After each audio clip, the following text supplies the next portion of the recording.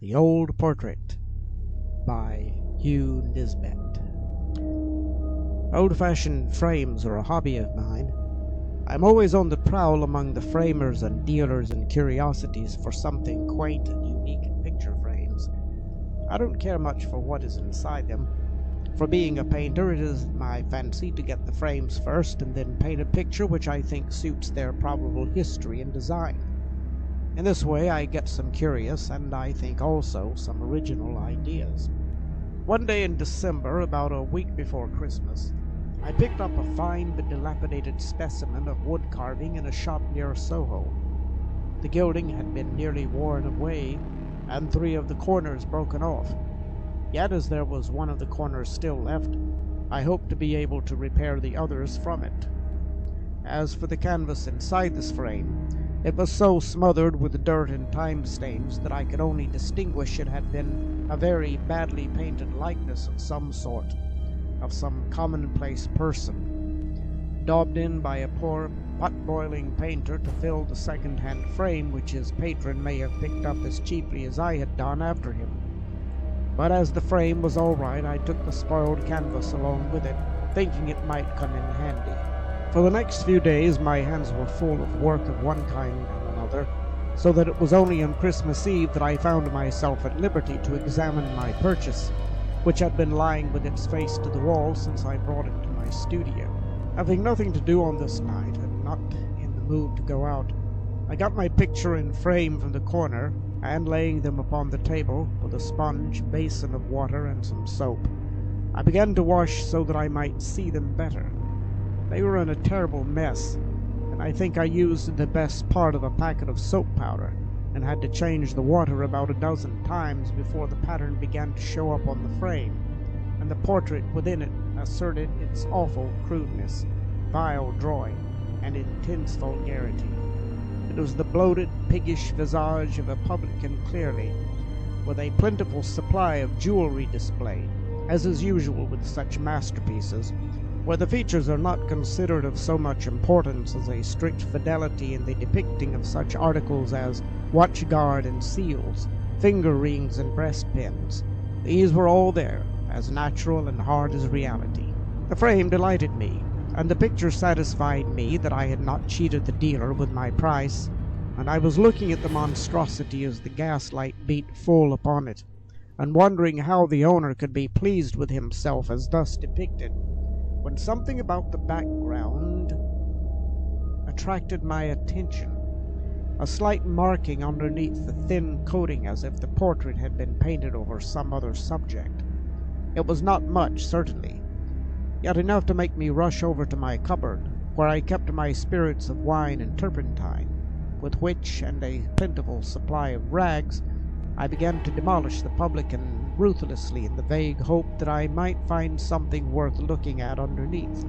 A slow process that was, as well as a delicate one, so that it was close upon midnight before the gold cable rings and vermilion visage disappeared and another picture loomed up before me. Then, giving it a final wash-over, I wiped it dry and set it in a good light on my easel, while I filled and lit my pipe, and then sat down to look at it. What had I liberated from that vile prison of crude paint? For I did not require to set it up to know that this bungler of the brush had covered and defiled a work as far beyond his comprehension as the clouds are from the caterpillar. The bust and head of a young woman of uncertain age, merged within a gloom of rich accessories painted as only a master hand can paint who is above asserting his knowledge, and who has learnt to cover his technique. It was as perfect and natural in its somber yet quiet dignity as if it had come from the brush of Moroni.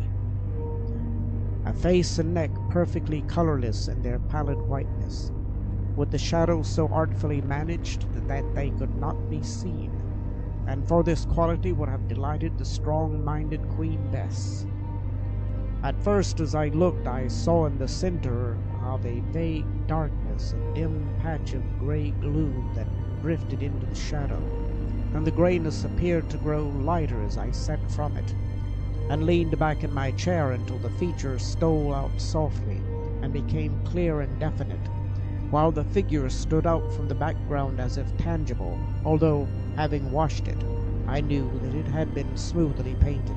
An intent face with delicate nose, well-shaped, although bloodless lips, and eyes like dark caverns without a spark of light in them.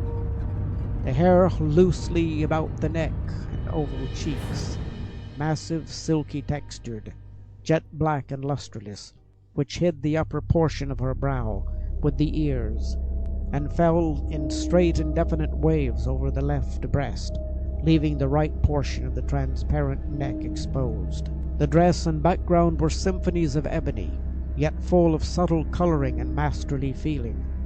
A dress of rich brocaded velvet with a background that represented vast receding space, wondrously suggestive and awe-inspiring. I noticed that the pallid lips were parted slightly, and showed a glimpse of the upper front teeth, which added to the intent expression of the face. A short upper lip which curled upward, with the underlip full and sensuous, or rather, if color had been in it, would have been so. It was an eerie-looking face that I had resurrected on this midnight hour of Christmas Eve. In its passive pallidity it looked as if the blood had drained from its body, and that I was gazing upon an open-eyed corpse. The frame also I noticed for the first time, and its details appeared to have been designed with the intention of carrying out the idea of life and death. What had before looked like a scroll work of flowers and fruit were loathsome snake-like worms twined amidst carnal house bones which they half covered in a decorative fashion. A hideous design in spite of its exquisite workmanship that made me shudder and wish that I had left the cleaning to be done by daylight. I am not at all of a nervous temperament, and would have laughed had anyone told me that I was afraid, and yet, as I sat here alone, with that portrait opposite to me in this solitary studio, away from all human contact, for none of the other studios were tenanted on this night, and the janitor had gone on his holiday, I wished that I had spent my evening in a more congenial manner, for in spite of a good fire in the stove and the brilliant gas, that intense face and those haunting eyes were exercising a strange influence upon me. I heard the clocks from the different steeples chime out the last hour of the day, one after the other, like echoes taking up the refrain and dying away in the distance. And still I sat spellbound, looking at that weird picture, with my neglected pipe in my hand and a strange lassitude creeping over me.